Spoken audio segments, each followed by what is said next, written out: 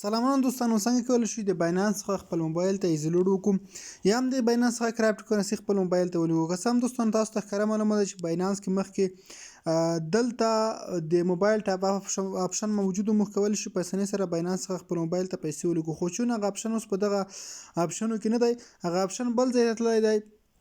په نن ویډیو کې تاسو ته هغه اپشن درښایم چې دغه موږ څنګه کولی شو دغه په طریقه سره خپل موبایل ته ایزي لوډ وکړو، پیسې راولېږو.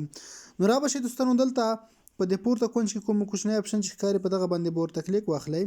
نو کله دوستانو دلته کلیک واخیسته، دلته تاسو ته اپشن راځي، ګورئ دلته تاسو ته پی اپشن راخلاصیږي. په دغه ځای کې دوستانو تاسو ته یو اپشن راځي موبایل ټاپ اپ، تاسو دلته ښکاري، تاسو په دغه اپشن باندې ورته کلیک واخلئ. نو دوستانو تاسو به لږ انتظار وکړئ، تاسو ته به دغسې یو صفحه راخلاص شي.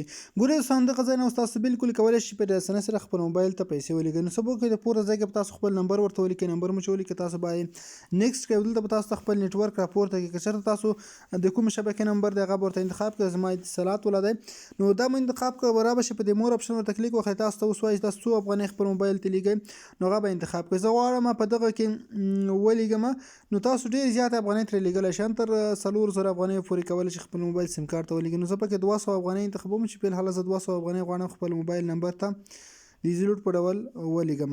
نو را به شئ چې څومره تاسو لېږئ هغه به انتخاب کړئ، او کله مو چې انتخاب کړئ دوستانو تاسو به راشئ، دلته تاسو ته پیمنټ ډیټایل راځي. نو دا تاسو کتلی شئ، هغه وروسته به راشئ په کنټینیو به ورته کلیک واخلئ.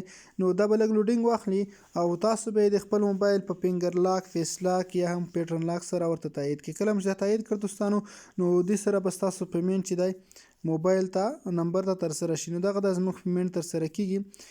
نو تاسو ته ښکاري دوستانو زموږ پیسې زموږ موبایل ته ولېږل شوې. دلته هم راځم تاسو ته درښایم، او دغه دي دوستانو موږ ته دغه همداسې به 200 افغانۍ د باینانس طریقه خپل موبایل ته راغلې. نو دلته تاسو ته ښکاري دوستانو په دغه طریقه تاسو کولی شئ باینانس څخه خپل موبایل ته پیسې راولېږئ. او زه خپل موبایل بیلانس هم تاسو ته ښکاره کوم. دلته تاسو ته ښکاري چې زما بیلانس کې بالحالات 100 افغانۍ شولې. نو په دغه طریقه تاسو کولی شئ باینانس څخه خپل موبایل ته پیسې ولېږئ. که ویډیو مو خوښ وي لازم یې لایک کړئ، د نور ښایسته ویډیوګانو لپاره زموږ چینل سبسکرایب کړئ. مننه.